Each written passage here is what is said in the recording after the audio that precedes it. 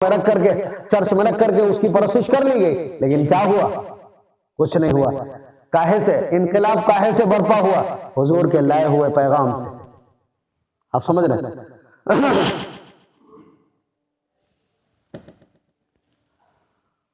بہت محنت سے تیاری کی ہے میں نے اس مضمون کی، آپ پورے دھیان کے ساتھ سنیے گا۔ رات آپ کی ہے نا، کچھ کرنا تو ہے نہیں آج، سونا ہی ہے اس کے بعد، اور سونے کے لیے وقت لمبا ہے، کوئی مسئلہ نہیں۔ بہت دھیان سے سنیے۔ ایک تو نبی اکرم صلی اللہ علیہ وسلم کی ذات، حضور کی ذات جو اردو فارسی اور عربی سمجھتے ہیں وہ سمجھ لیں گے، جو ہندی سمجھتے ہیں وہ سمجھ لیں، وہ حضور کا ایک ویکتتو ہے، اپنا وجود، اور انگریزی والے بھی سمجھ لیں کہ پرسنالٹی۔ نبی اکرم صلی اللہ علیہ وسلم کی اپنی پرسنالٹی ہے، ایک حیثیت حضور کی یہ ہے، اور ایک حیثیت حضور کے اس پیغام کی ہے جو 23 سال میں مسلسل اترا۔ آپ سمجھ رہے ہیں؟ 23 سال میں جو مسلسل پیغام اترا ہے، ایک حیثیت اس کی۔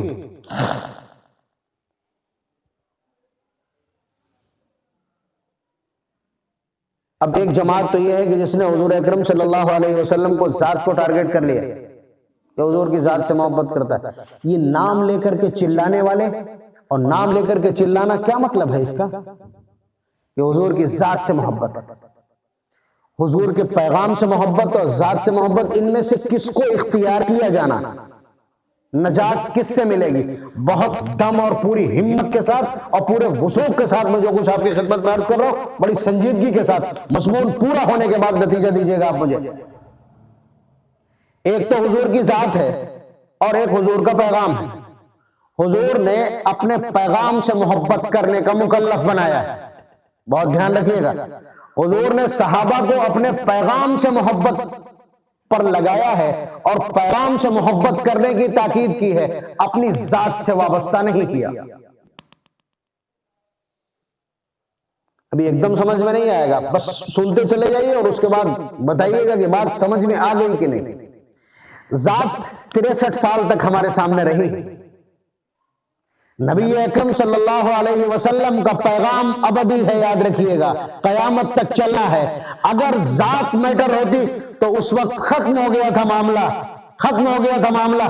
محمد الرسول اللہ کہنے والے کھٹک پورے کے اس حال میں موجود نہ ہوتے، اگر پیغام باقی نہ ہوتا تو ہم موجود نہ ہوتے، ہم اس پیغام کی بنیاد پہ موجود ہیں۔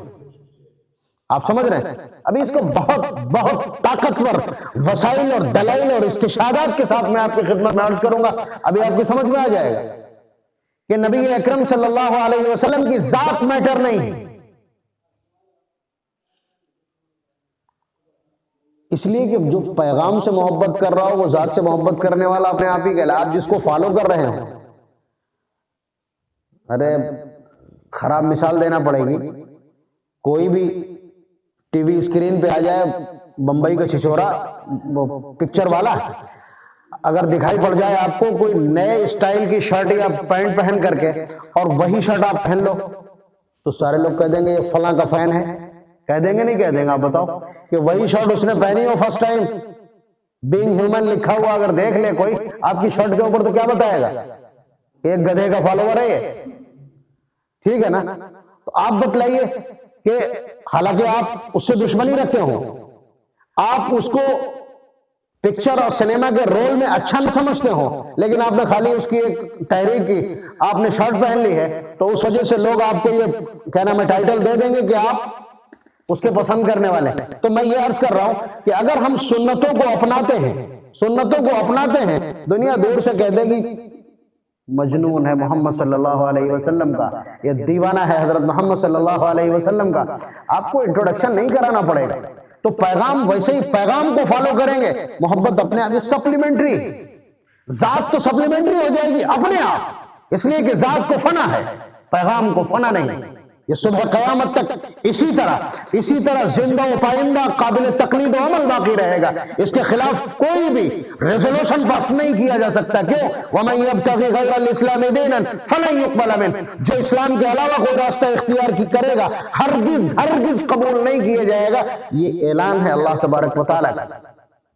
آپ سمجھ رہے ہیں؟ تو پیغام ابدی ہے، حضرت محمد صلی اللہ علیہ وسلم کی ذات صرف اللہ تبارک و تعالیٰ نے ایکسپلیمیشن کے لیے، وضاحت اور تشریحات کے لیے اتارا تھا، اور اس کے بعد مدت پوری کرنے کے بعد بلا لیا۔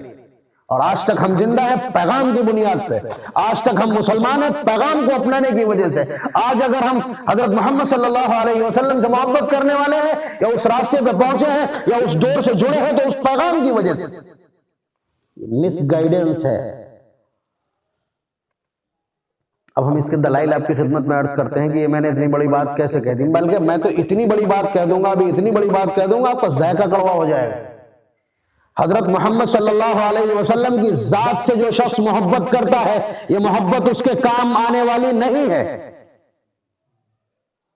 جو حضرت محمد صلی اللہ علیہ وسلم کے ویکتتو سے، پرسنالٹی اور ذات سے محبت کرتا ہے، یہ اس کے لیے نجات کا ذریعہ نہیں بن سکتی۔ نوٹ کر لیجیے، بھی دلیل دوں گا تو سارا یہ ذائقے کی جو کڑواہٹ اور تلخی ہے سب ختم ہو جائے گی، پریشان مت ہوئیے۔ میں عرض کر رہا ہوں کہ نبی اکرم صلی اللہ علیہ وسلم کا لایا ہوا پیغام اہمیت کا حامل ہے۔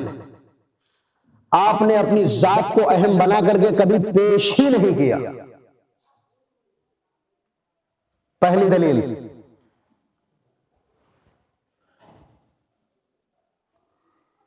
حضرات صحابہ کرام، یہ آپ تسلیم کر کے چلیے، پوری دنیا نے تسلیم کیا ہے اس کو، کہ نبی اکرم صلی اللہ علیہ وسلم سے جتنی محبت صحابہ کرتے ہیں، اتنی محبت کوئی نہیں کر سکتا۔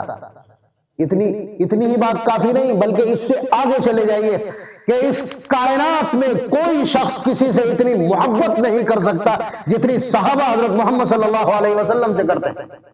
اور یہ میں کہوں تو کوئی اہمیت نہیں رکھتی۔ عروہ بن مسعود ثقفی کہیں، صلح حدیبیہ کے موقع پر مکے والوں کی طرف سے، کافروں کی طرف سے ایلچی، سفیر، ترجمان اور نمائندے بن کر کے آئے ہیں حضرت محمد صلی اللہ علیہ وسلم کے پاس، اور آ کر کے جب یہ صورتحال دیکھتے ہیں کہ حضور اگر تھوکتے ہیں تو صحابہ ہاتھ میں لے کے چہروں پہ مل لیتے ہیں، اس کے بعد جا کر کے مکے میں جب رپورٹ کیا ہے اس پوری صورتحال کو کہ ہم نے بہتوں کو دیکھا ہے، ہم نے رعایا کو دیکھا ہے اپنے بادشاہوں سے محبت کرتے، لیکن ہم نے پوری تاریخ میں آج تک نہ ایسا پڑھا اور نہ ایسا دیکھا ہے کہ لوگ اپنے کسی بھی شخص سے اتنی محبت کرتے ہوں کہ اس کا تھوک چہروں پہ مل لیتے ہوں۔ عروہ بن مسعود ثقفی کے الفاظ جسے تاریخ نے اپنے سینے میں جگہ دی، تو دشمن کہے الفضل ما شہدت بہ الاعداء، کمال تو یہی ہے کہ دشمن گواہی دے، جادو وہ جو سر چڑھ کے بولے، اور کمال وہ ہے جس کی گواہی دشمن دے۔ آپ سمجھ رہے ہیں؟ تو یہ ان کے الفاظ میں کہوں تو اتنا اہم نہیں ہے، میں کہوں تو اتنا اہم نہیں ہے۔ تو صحابہ اتنی محبت کرتے ہیں حضور سے، وہ ہم تو فرضی قبروں پر کالو بابا کی پیر کنوج میں سانپ مرا ہوا دفن ہے، یہاں لوکو میں انگریز کا ایک کتا مدفون ہے، دیکھیے کتنے سجدہ ریز وہاں آپ کو مل جائیں گے، کتنے سجدہ کرنے والے مل جائیں گے، لیکن یہ سب غیر تحقیقی لوگ ہیں۔ حضرت محمد صلی اللہ علیہ وسلم کی ذات جسے اللہ تعالیٰ فرمائے وَرَفَعْنَا لَكَ ذِكْرَكَ، لَعَمْرُكَ، تیری جان کی قسم، وَقِيلِهِ یا رب، اور تیرے اس بول کی قسم یا رب کہنے کی، اور وَرَفَعْنَا لَكَ ذِكْرَكَ، تیرا درجہ بلند ہم نے کر دیا ہے۔ یا ایھا النبی اِنَّا أَرْسَلْنَاكَ شَاهِدًا وَمُبَشِّرًا وَنَذِيرًا، تعریف کرتے نہیں تھکتے، اللہ تبارک و تعالیٰ لائن لگا دیتے ہیں قرآن کریم میں۔ اتنا بابرکت، اتنی عظمت والی شخصیت، سجدے سے سر نہ اٹھایا ہو صحابہ نے۔ محبت کرنے والوں کا حال تو یہ ہے، اگر محبت سجدے سے کوالیفائی ہوتی ہے تو پھر صحابہ کا تو سجدے سے سر اٹھا ہی نہیں ہوگا۔ یہی تو مفروضہ آئے گا، یہی مفروضہ آپ کو دینا پڑے گا سامنے۔ آیا ایک مرحلہ ایسا بھی آیا، صحابہ گئے قیصر و کسریٰ کے ایوان میں، انہوں نے وہاں جا کر کے دیکھا کہ لوگ جب انٹری کرتے ہیں بادشاہ کے دربار میں تو پہلے سجدہ کرتے ہیں، اس کے بعد سیدھے کھڑے ہو کر کے بادشاہ کی تعظیم بجا لاتے ہیں، اور اس کے بعد اپنی کوئی بات کہتے ہیں۔ صحابہ کا ماتھا ٹھنکا کہ اپنے بادشاہ، اپنے قائد، اپنے پیشوا سے محبت کرنے اور اس کو خراج تحسین یا شردھانجلی دینے کا یہ طریقہ ہے، تو ہم سے زیادہ کوئی دیوانہ نہیں، حضرت محمد صلی اللہ علیہ وسلم سے زیادہ کوئی قابل محبت نہیں۔ چلو نبی اکرم صلی اللہ علیہ وسلم کی بارگاہ میں سوال رکھ دیا صحابہ نے، فرمایا انت احق ان یسجد لک، اس زمین پر سب سے زیادہ آپ اس بات کے مستحق ہیں کہ آپ کو سجدہ کیا جائے۔ مطلب صحابہ کی تڑپ محبت کے حوالے سے کہ اس زمین پر محبت کی کوئی ایسی پریبھاشا نہ ہو، محبت کا کوئی ایسا آیام نہ ہو، اور محبت کی کوئی ایسی تعبیر نہ ہو جسے ہم گزر نہ جائیں، جنون کی ایسی کوئی حد نہ ہو جسے ہم پار نہ کر جائیں۔ صحابہ اس جنون میں جو صرف اس جنون میں کہ ہم محمد صلی اللہ علیہ وسلم کے ماننے والے ہیں، گھوڑے کو ایڑ لگاتے ہیں اور سمندر میں ڈال دیتے ہیں، ان کے جنون کا اندازہ آپ کے پاس ہے کوئی پیمانہ کے لگا دیں آپ؟ تو ظاہر سی بات ہے انہوں نے سوچا اگر محبت کا یہ والا طریقہ تو ہم یہ بھی اپنائیں گے، لیکن آپ جانتے ہیں ان کی محبت بے قابو نہیں ہے، ان کی محبت محمد صلی اللہ علیہ وسلم کے سکھائے ہوئے طریقوں سے جکڑی ہوئی ہے۔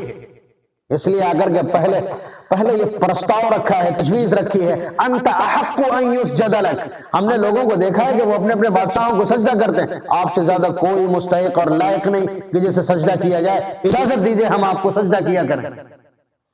یہی وہ ٹرننگ پوائنٹ ہے۔ یہاں پر اگر کہ حضور نے فرمایا تھا کاش یہ پیغام عورتوں تک پہنچتا، یہاں پہ حضور نے کہا تھا لو كنت آمر احدا ان يسجد لاحد لامرت المرأة ان تسجد لزوجها، کہ سجدے کی تو اجازت ہی نہیں، اگر میں سجدے کی اجازت یا حکم دیتا تو عورت کو حکم دیتا کہ وہ اپنے خاوند کو سجدہ کرے۔ یہاں پہ حضور نے کہا تھا، یعنی ساری چیزیں ڈسکنیکٹ ہو گئی، ڈسکوالیفائی کر دیا سجدے کو، کہ سجدہ صرف اللہ کے لیے خاص۔ آپ بتا دو، کان سننے کے لیے، آنکھیں دیکھنے کے لیے، ناک سونگھنے کے لیے، دانت چبانے کے لیے، زبان بولنے کے لیے، یہ پیشانی کاہے کے لیے؟ ہمارے کام ہی کی نہیں؟ یہ پیشانی اللہ نے اپنے لیے بنوائی ہے، یہ اپنے لیے بنائی ہے، یہ اس کے سامنے جھکے سجدہ ریز ہو، ہمارے مصرف کی نہیں، ہمارے کسی مصرف کی نہیں۔ آپ سمجھ رہے ہیں؟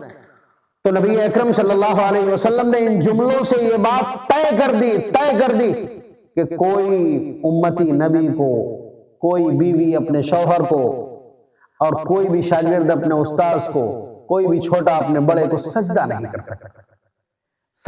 کر سکتا، یعنی ویرام لگا دی۔ کیوں؟ اس کے پیچھے سے میں لے کر کے آ رہا ہوں اپنے اس دعوے کی دلیل۔ کیوں؟ جب سجدہ کرے گا، کس کو سجدہ کرے گا؟ محمد صلی اللہ علیہ وسلم کو۔ اس کا تعلق کیا ہے؟ سے ویکتتو سے، اس کا تعلق ذات سے، اور اس کا تعلق نبی اکرم صلی اللہ علیہ وسلم کی شخصی تعظیم سے، پرسنل رسپیکٹ سے۔ آپ سمجھ رہے ہیں؟ اس کا تعلق حضور نے فوراً ڈسکنیکٹ کر دیا۔ لوگ میری طرف متوجہ ہوں، نہیں میری طرف متوجہ ہوں، نہیں، یعنی برداشت نہیں ہے کہ صحابہ میں سے کوئی بھی تعظیم کے لیے اپنا سر جھکائے۔ یہی پہ ٹھہر کر کے دوسرا پہلو بھی دیکھ لیجئے، آپ میں سے کوئی اتنا مطالعہ کر کے آیا ہے، میرا تو مطالعہ نہیں اتنا، کہ وہ سر بتلا دو جو اس پیغام کے لیے کٹوائے ہوں حضور نے، ان کی گنتی آپ کے پاس نہیں۔ یعنی جو اپنے سامنے، ذات کے سامنے سر جھکنے نہیں دیا، اور پیغام کے نام پر کتنے سر کٹے ہیں گنتی نہیں آپ کے پاس۔ سمجھ میں آ گیا نا؟ نبی اکرم صلی اللہ علیہ وسلم نے اپنی ذات اور اپنے ویکتتو کو اہمیت نہیں دینے دی، اس کو اہم بنا کر کے پیش نہیں کیا، اور پیغام کو اتنا اہم بنایا ہے کہ صحابہ کو ابھاریے، ایمان والوں کو ابھاریے۔ آپ سمجھ رہے ہیں؟ یہ الفاظ ہیں کاہے کے لیے؟ پیغام کو عام کرنے کے لیے، پیغام کی حفاظت کے لیے۔ تو پیغام کے نام پر سروں کی قربانی، ایک جنگ میں ہزاروں ہزار کی قربانی، آپ سمجھ رہے ہیں، اور اپنی ذات کے نام پر سر نہیں جھکنے دیا۔ یہ فرق آپ کو ماننا پڑے گا، یہ فرق آپ کو ذہن میں رکھنا پڑے گا کہ اہمیت پیغام کی، اور پیغام کی اہمیت آپ کی سمجھ میں آ گئی۔ اس انسانیت کی ضرورت کیا؟ ایک پرفیکٹ آئیڈیالوجی۔ اس انسانیت کو سکون کہے سے ملے گا؟ یہ انسانیت ہدایت کہے سے پائے گی؟ یہ انسانیت گمراہیوں سے کیسے نکلے گی؟ یہ انسانیت ظلمتوں اور اندھیروں سے کیسے نکلے گی؟ ایک طاقتور اور روشن پیغام درکار۔ آپ سمجھ رہے ہیں؟ نبی اکرم صلی اللہ علیہ وسلم کی ذات محدود وقت کے لیے، تو پہلی دلیل ایکسپٹ ہو گئی کہ نبی اکرم صلی اللہ علیہ وسلم نے اپنی ذات کو اہم نہیں بننے دیا، پیغام کو اہم بننے دیا، اپنے سامنے سر جھکنے نہیں دیا، پیغام کے لیے سر کٹوائے، اور ان سر کٹوانے والوں کے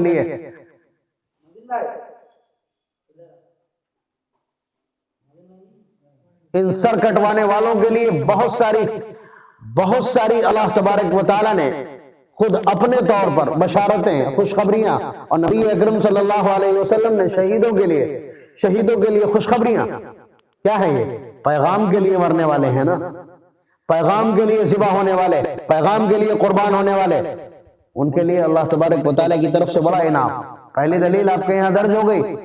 دوسری دلیل حضرت عبد الرحمن ابن ابی قراد کی روایت ہے، فرماتے ہیں کان رسول اللہ صلی اللہ علیہ وسلم یتوضأ یوما، نبی اکرم صلی اللہ علیہ وسلم وضو فرما رہے تھے.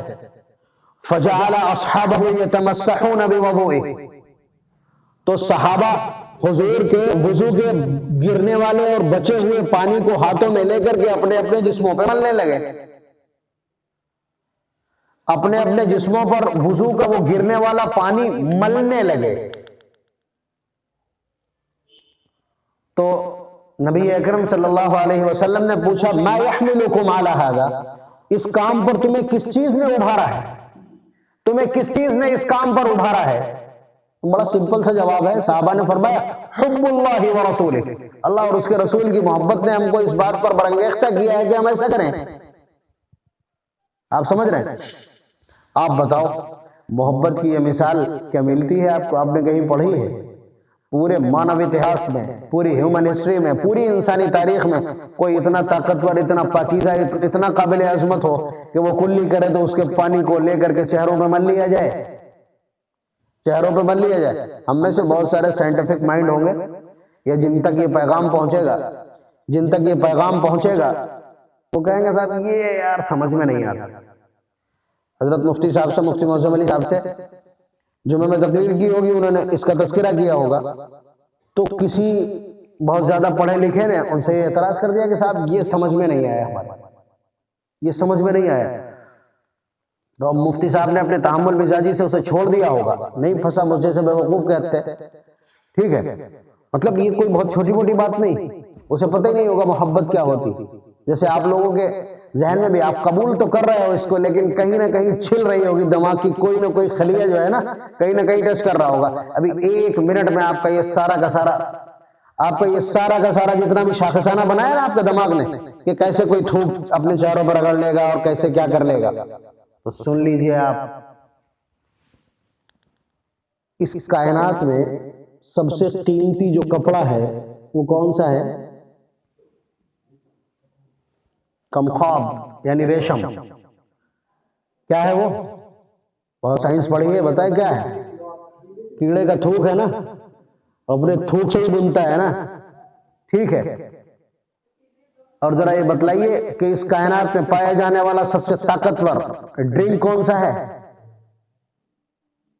یہ کیا ہے؟ یہ بھی پیٹ سے واپس آیا پلٹی ہے، یہ بھی ایک کیڑے کی پلٹی ہے. آپ سمجھ رہے ہیں؟ حضرت علی رضی اللہ تعالیٰ عنہ نے اس کو ان الفاظ میں تعبیر کیا کہ معلوم ہے دنیا کی حقیقت کیا ہے؟ اشرف شرابہ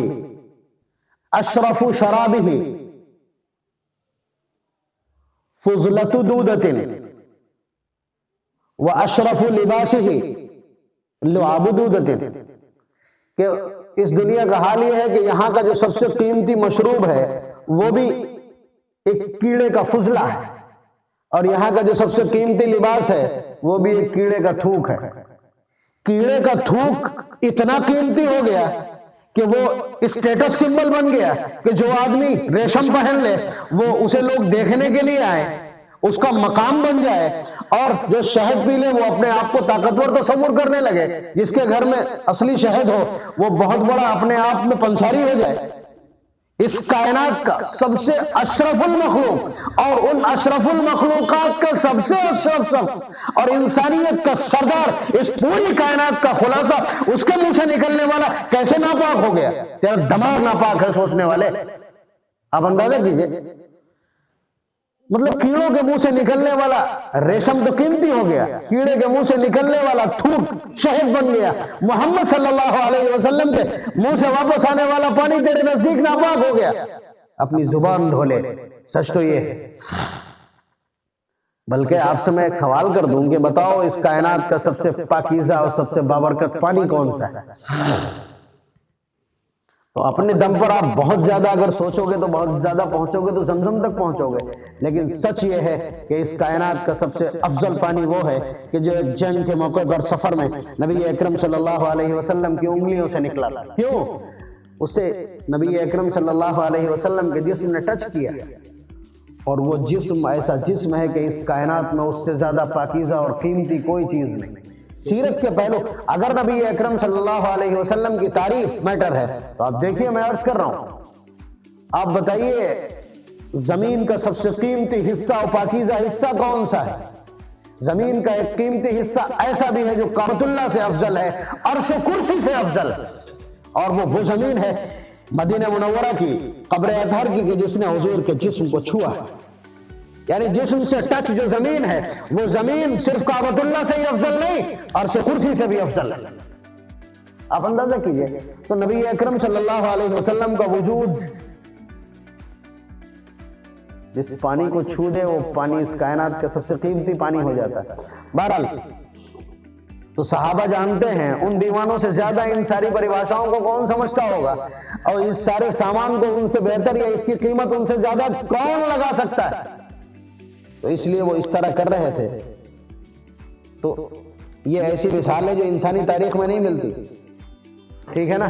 یہ آپ کے لیے تعجب کی بات ہے، لیکن میں اس سے بھی بڑی تعجب کی بات آپ کو بتلاؤں کہ حضور نے اس کو رد کر دیا۔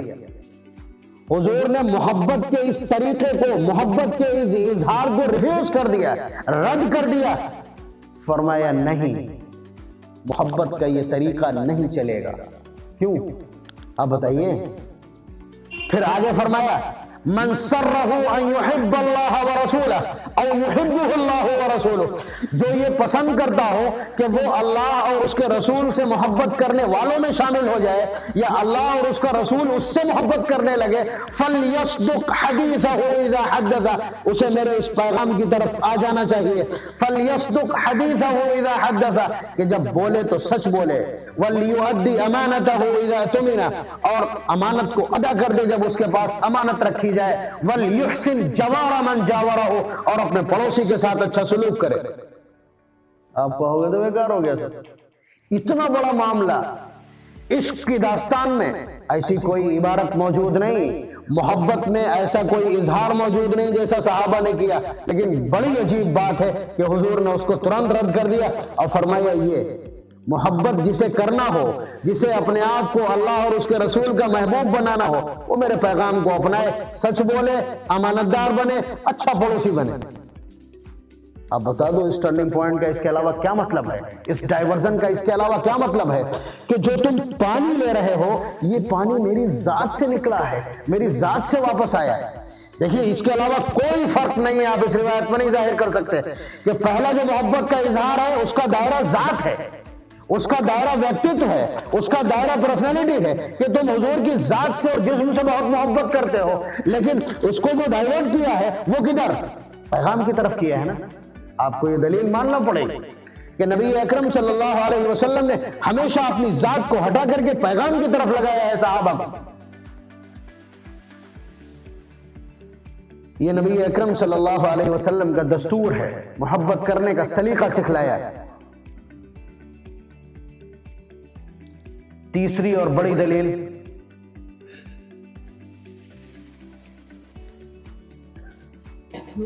تیسری اور بڑی دلیل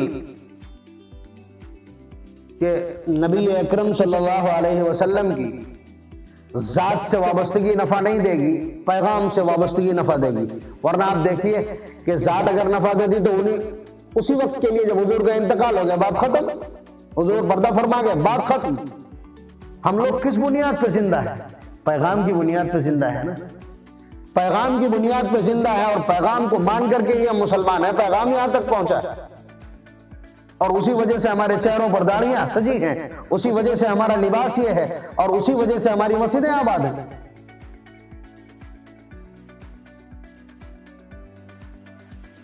حضرت امیر حمزہ رضی اللہ تعالیٰ عنہ، ہم بتائیں آپ کو، حضرت امیر حمزہ رضی اللہ تعالیٰ عنہ نبی اکرم صلی اللہ علیہ وسلم کے چچا بھی ہیں رشتے میں، دودھ شریک بھائی بھی ہیں، ابو لہب کی ایک باندی تھی صوبیہ نے حضرت حمزہ کو بھی دودھ پلایا ہے اور نبی اکرم صلی اللہ علیہ وسلم کو بھی دودھ پلایا ہے، اس لیے آپس میں یہ رضائی بھائی بھی ہیں، اور اس کے علاوہ ہمجولی، عمر کے اعتبار سے بھی برابر کے ہیں، گھر کے اندر رہنا، چچا اور بھتیجے جب برابر کے ہوں تو آپ سمجھ سکتے ہو کہ ان کے بیچ میں کتنی گھنشٹ مترتا ہوگی، یا کتنا قرب ہوگا، یا کتنی محبت ہوگی، کتنا اعتماد اور ایک دوسرے کے رازدار ہوں، اور اس رازداری کو آپ آگے سمجھ سکتے ہیں۔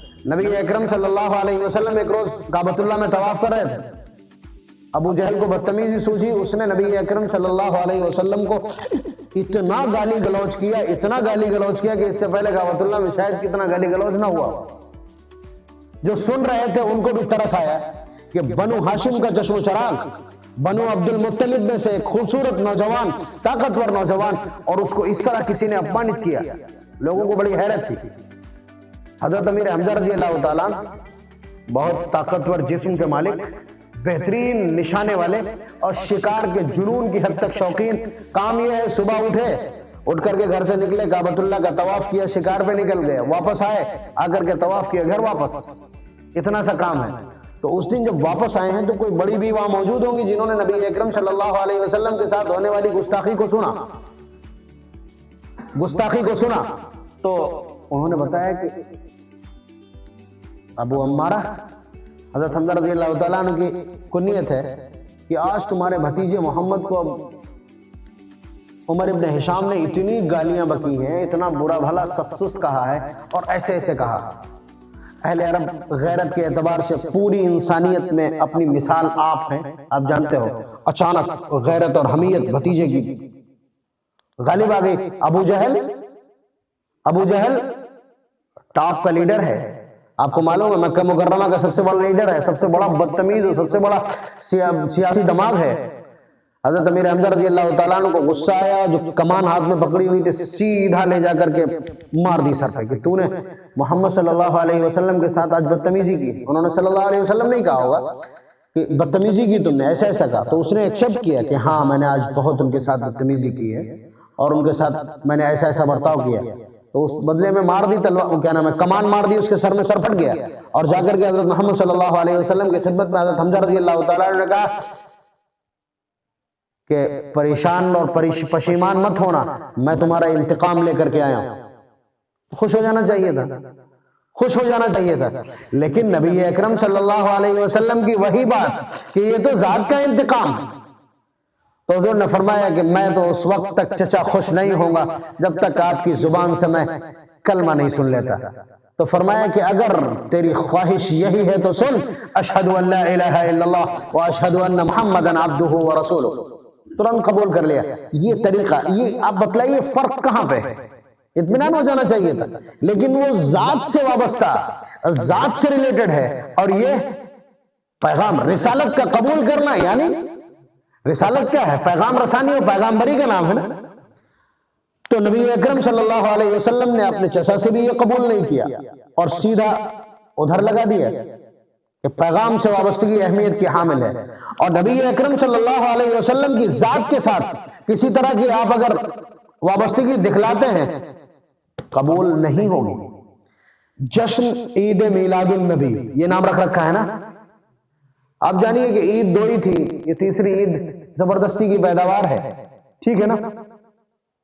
تو اس کو جب انگریزی میں کہیں گے برتھ ڈے سیلیبریشن، ڈاکٹر لوگ بیٹھے ہیں، انگریزی جاننے والے بیٹھے ہیں، میں کہوں جشن عید میلاد النبی، اس کو آپ ٹرانسلیٹ کر دیجیے، یہی نکل کر کے آئے گا نا، برتھ ڈے سیلیبریشن۔ جشن کے معنی سیلیبریشن سے ٹرانسلیٹ ہو جائیں گے، اور برتھ ڈے میلاد النبی ہو جائے گا۔ آپ بتا دیجیے، آپ میں سے کوئی اگر جانتا ہو کہ حضور کا سب سے پہلے برتھ ڈے کس نے منایا ہے؟ آپ نہیں جانتے تو میں بتا دے رہا ہوں۔